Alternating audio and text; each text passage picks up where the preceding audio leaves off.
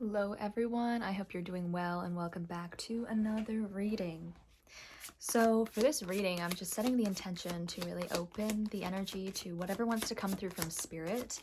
If you found this reading and it's aligned with you, there's probably something in here for you.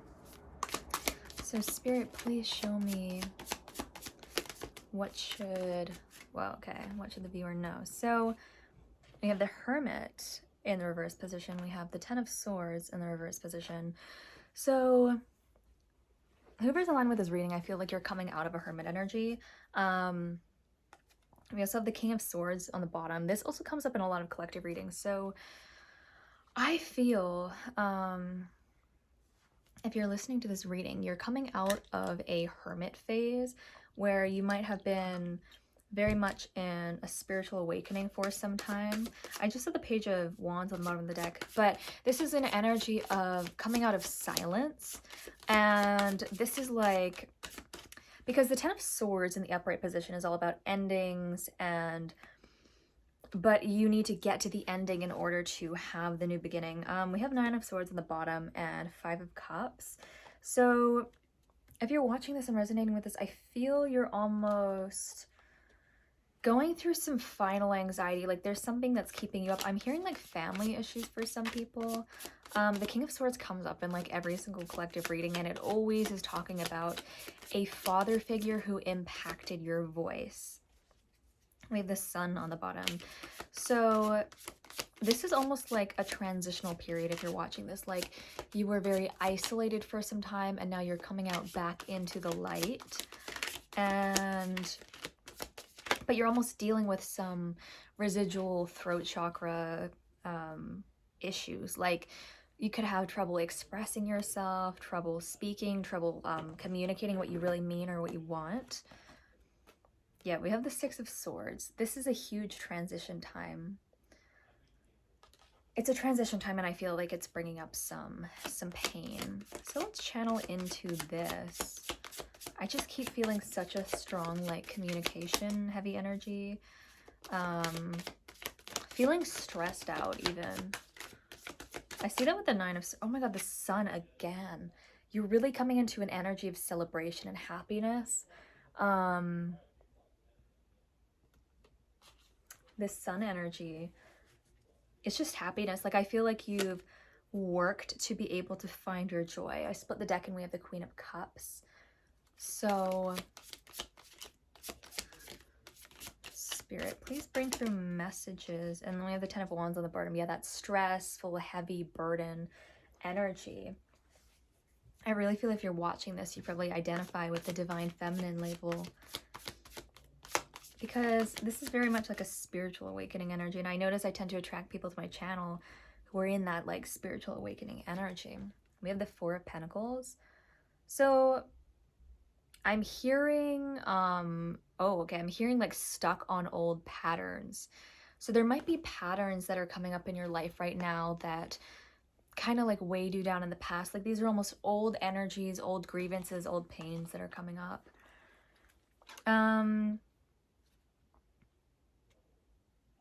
We have the Eight of Wands on the bottom of the deck. So you're really moving forward towards something.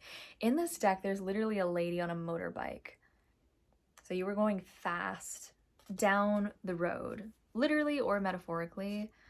Please bring me through specific messages. Okay. King of Cups came out, and then we have the Five of Swords on the bottom of the deck. And I'm also seeing the Ten of Pentacles, Queen of Pentacles. So this is really an energy of like stability, of like grounding yourself, of pursuing what you really want to pursue. I'm hearing like healthy boundaries with the King of Cups. You might really be getting into this space where you're just like holding healthy boundaries. And I'm seeing you're really focused on like home life. So this is also a very heartfelt energy. Like you're very focused on taking action that is meaningful to you, that creates stability, and you're almost moving away from the way that other people raised you to be. A lot of you, you might be in a no contact situation with like a family member.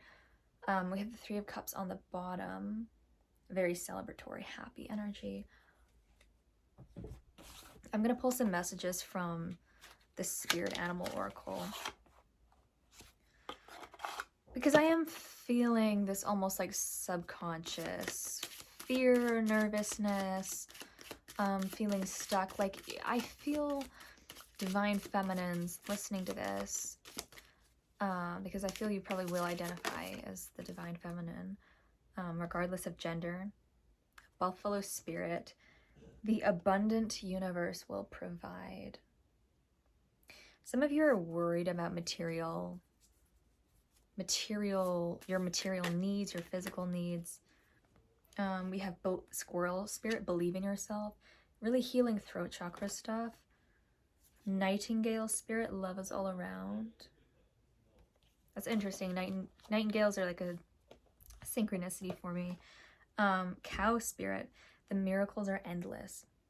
You're really learning to move into, because I feel you've done a lot of spiritual work, and now you're almost moving into this energy where you are beginning to get into the phase where you're wanting to see and allowing space for tangible change to manifest in your physical reality. Because when you're having a spiritual awakening, you have a lot of downloads and you have a lot of insight, and you change a lot internally, but it doesn't always reflect in the physical world right away. Wow. Dragonfly spirit, truth transcends illusion.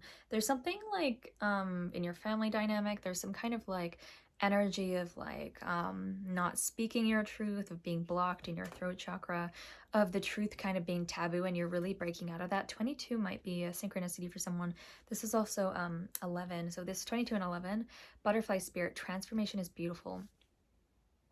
Spirit really wants you to take this time to see that the transformation that you're going through is a really beautiful thing, and to bring almost this energy of grace to it. Bobcat spirit, life is mystery. People might see you as very mysterious and intuitive. I feel that because I feel if you're listening to this, you're a very intuitive person.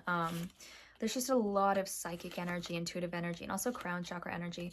Some of you might literally be having crazy downloads, like psychic downloads. Like I'm just feeling this feeling and seeing this image of someone just having a major influx of psychic information, psychic downloads, etc. So, okay, we're actually gonna go to another tarot deck. This is interesting. I don't think I've used this on the channel. I don't usually use this deck. It's the Good Tarot, but it's very different than traditional tarot. So, Spirit, please bring me through some messages from this deck. For some of you, I'm hearing you're having a hard time putting your plans into action. Like you might feel like you're struggling a bit. You might feel like you really want to move forward, but okay. There's this energy of like you feeling overwhelmed. Oh my God, guys, 7 of life. 7 of air, sorry. I was like, yeah, so this is the equivalent to the 7 of swords energy, which in traditional tarot can mean deception. I am reading this as a confusion card, because deception is confusing, right? Like you're kind of confused. You feel like you don't have full clarity. I'm also feeling this energy of guilt. There's just some stuff from your past. That card just jumped out. Oh my God. 5 of water, which is equivalent to the 5 of cups. Loss, grief, loss. There's something from your past. Like this is kind of like the kind of energy that leaves you feeling like there's a hole in your chest, like this emptiness. So there's some kind of pain from your past that I feel is kind of holding you back and causing you to be confused. It's a heart chakra and a throat chakra thing. Like it's literally like the energy that I'm feeling. This is just pain that needs to be felt and healed. So Spirit, please clarify what this is. I'm hearing people not hearing you or seeing you. You might have been a very playful, exuberant, creative, intuitive child, and you might have been really shut down by cold, analytical. Whoa. The cards in this deck like jump out so aggressively. What is this number? Is that a 9? I think that's a 9. Yeah, there's 9. Okay. Sorry, let me count this. Okay, sorry, that's a 9. I'm not familiar with this deck, so I'm kind of like learning the cards as I go. So the 9 of Earth is equivalent to the 9 of Pentacles. This is all being about abundant, wealthy, prosperous. Even like sometimes I read this as a bit of a sensual energy, like enjoying the earthly pleasures. We have the love card, which I believe is equivalent to strength because there's a woman and a lion. So you're being very strong and you're staying in really like a dignified, self-loving energy. Like I'm feeling that whatever this Seven of Air, Five of Water, pain, confusion, misalignment from your past, people not seeing you, people not hearing you, you're being very strong. You're standing in this with the chariot on the bottom, you're standing in this dignified, divine energy. It's really beautiful energy. So let me see where Spirit wants to lead the messages. So I feel like that's kind of where you are at. Okay. You guys, I'm going to go to my favorite deck ever. Favorite Oracle deck. Okay, let me just put these cards away. The Enchanted Map Oracle deck. I love these cards because they're very good at, it's literally called the Enchanted Map. Like it shows you where you are on the map of like kind of like the hero's journey. And I know the tarot does that as well, but these cards are pretty profound in their spiritual messages. So I'm going to ask where you are and where you're heading. So we're going to read this in a linear forward moving energy.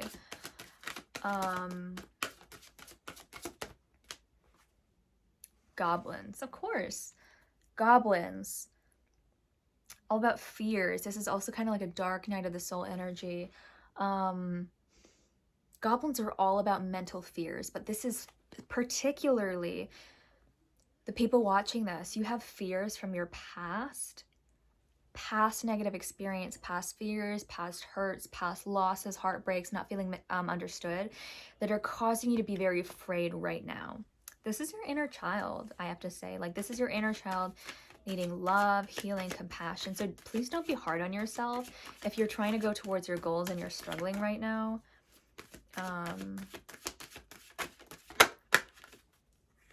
Wishing well. Spirit wants you to get really clear on what you want. I feel like you have an idea of what you want, but you can do more expressing that, because you need to express more of what you want. Speak it out, daydream about it, fantasize about it, journal about it, like whatever your dreams are, right? Whatever you desire, whether this is like a person, a love connection, a career, a place you want to live, like whatever this specific thing is for you, Spirit is saying that they want you to throw your wishes in the wishing well. Like, you know how on your birthday in Western culture, like before you blow out the candles, you know, you'll make a wish. It's like that. Like they want you to make a wish here, and more than you think is appropriate, because some of you are like kind of not saying what you want. I feel there's this energy of thinking about it, but you need to express it via your throat so that it can go into the world. Because everything is energy, right? And when we want something, it's not going to manifest in the physical world unless it goes out of us. I know that's like a weird like way to think about it, but how is it going to show up in your life if you're not expressing it around you? Like if you're keeping everything internal, you're not expressing into your outer aura, because your aura is what attracts everything to you, like your vibrational frequency. So if you're not expressing these tiny little desires and dreams, they will not grow. Like you need to grow this energy. Talk about it, fantasize about, make a vision board, think about it. Whatever you can do to just like surround yourself with that energy. It's like a manifesting energy, right? So where are we heading here? Let me pull a final card. Oh, okay. So this jumped out, and beneath it, I do need to mention we have the card Sad Embrace. So we have Sad Embrace and Spark. Again, this feeling of like a lot of pain and grief and heartbreak from your past. Your inner child really needs some healing here. You can literally just sit in front of a mirror and talk about how you're feeling. Like you'd be like, I feel sad, I feel pathetic, I feel pain and just talk and say it to the mirror, and then you can just bring in loving energy, like send a lot of love and compassion and be like, I accept myself, I love myself, and just kind of like mix the sadness energy with the compassionate energy and the understanding energy. And that is literally going to transmute the energy, because if like when you don't express your sadness, it gets stuck within you. When it gets stuck within you, there's like a wall between the sadness and your feelings of love in your heart. If you can put the sadness and the love in the same place, the vibration of the loving frequency will literally transmute it. And this is like literally just quantum mechanics. So everything is energy, everything's frequency. So that's a really easy way to heal. Bring the love and the pain into the same space. The love will literally raise the vibration of the sadness and transmute that energy, because right now it's just a low frequency. That's all it is. I don't know if some of you watching are energy healers, but I feel like I'm an energy healer. I've studied energy healing a lot, and it really just comes down to that. The more compassion and love frequency you can generate in your heart for yourself, the more the energy is going to transmute. But you have, before you can heal it, you need to embody the sadness first so that the energy goes out. Like it's almost like the water's stagnant. You need to get the water moving and then pour in like the healing frequency, and it just changes the water. So for some people, that's the advice there. I mean, that's like a 101 on how to do energy healing. I mean, it's kind of simple actually. So we have the Spark card. This is about your divine gifts, your soul purpose, the things that really bring you joy and are fun for you. This is about you shining your light. Some of you might be musicians, but this is like whatever your purpose is, it is going to be from a creative place. It's going to be from a joyful place. It's going to be from a place of wanting to just express your light in your heart. I feel such a strong heart chakra energy from this card. Like I'm feeling this like this outpouring of like loving energy from this card.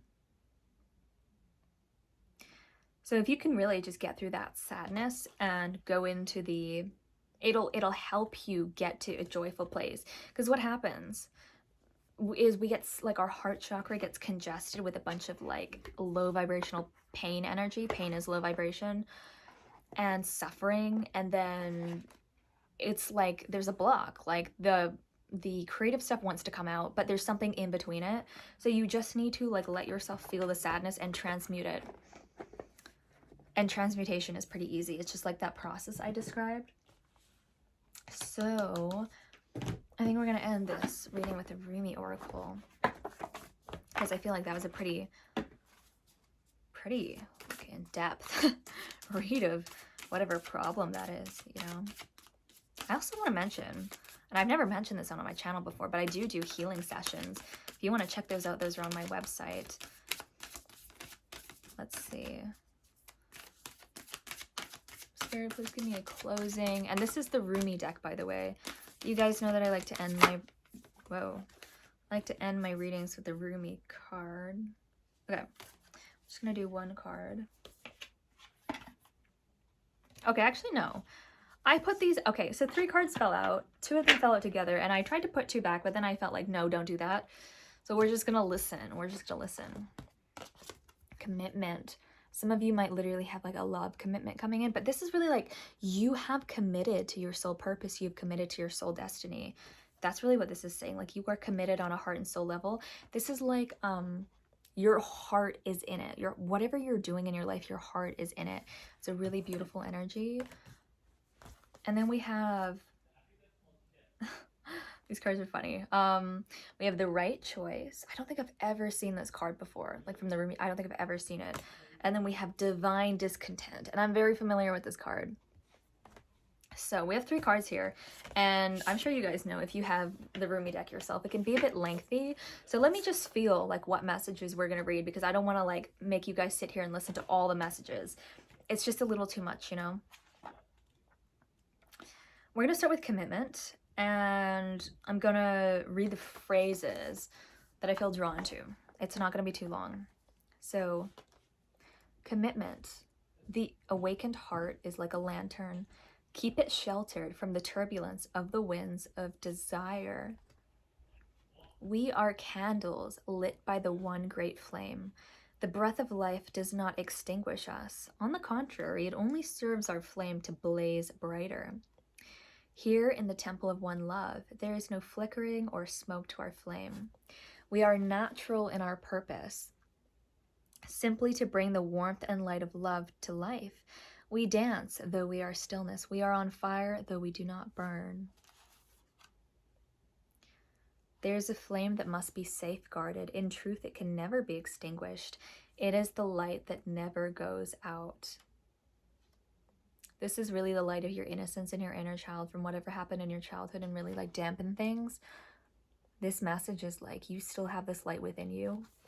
Keep it sheltered, but it's not gone. And that's really the message there. And that is the light within you that's committing to your purpose and your mission and having the most abundant, joyful, loving life that you can have. Okay, so that's the first card.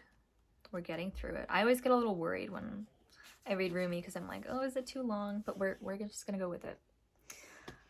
The right choice. Stay close to those who know about the heart. Choose the shade of a tree that is in constant bloom. Don't meander aimlessly among the herb sellers and potion vendors. Go directly to the shop that sells nothing but sweets. Don't sit waiting by every boiling pot to have your plate filled. Not every boiling pot is cooking what you want. Not every sugar cane is filled with sugar. Not every down has an up. Not every eye has a vision. Not every sea contains pearls. On the path of love, there is not so much wrong and right in the moral sense, so much as what is wrong or right for you. The mind cannot help so much here. Only the heart can speak such truths. The mind may reject it, recoil, analyze, and find all the reasons why the simple truth, the right choice of the heart, cannot possibly work and only lead to pain. This is what the mind does rather well, actually, but it doesn't mean the right choice, the heart choice, has become incorrect. It means rather that the heart has outsmarted the mind, and the mind will need to bow to the heart, even without understanding its sometimes impenetrable mysteries. Or one can choose to stay in inner conflict, fighting against the right choice, but eventually love will prevail and the way forward must be taken. This is really about overcoming doubts and fears that you may be having right now. I feel like this is something you're already aware of, you're already doing, but this is just a reminder from Spirit. The final card, Divine Discontent, I feel will probably have the most profound message.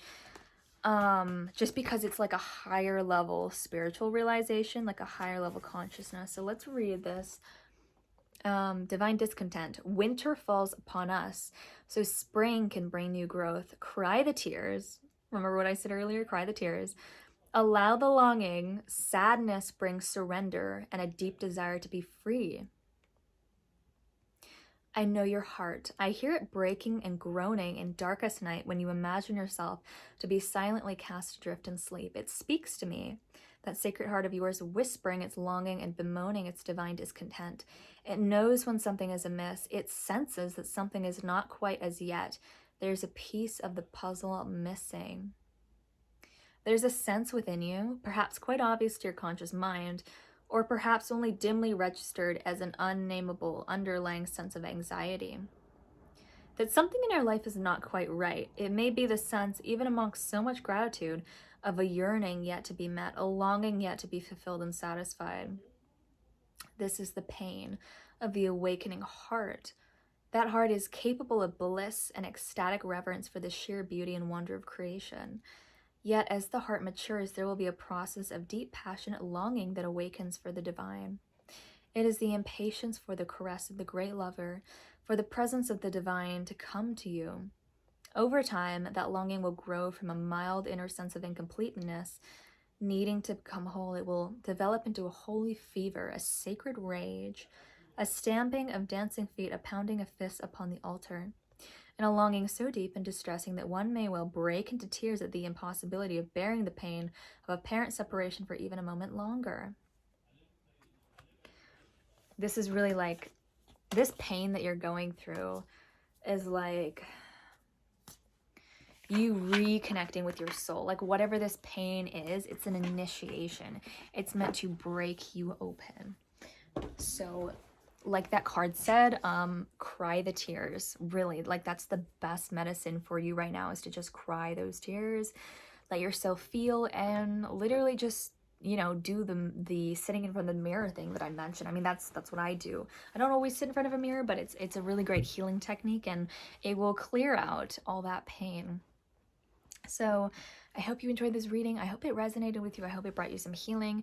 Be sure to check out my Twin Flame course that is linked in the description, as well as my free tarot spreads, and all that is in the description. So hope you enjoyed. Like and subscribe if you enjoyed the video, and I will see you in the next reading. All right, take care.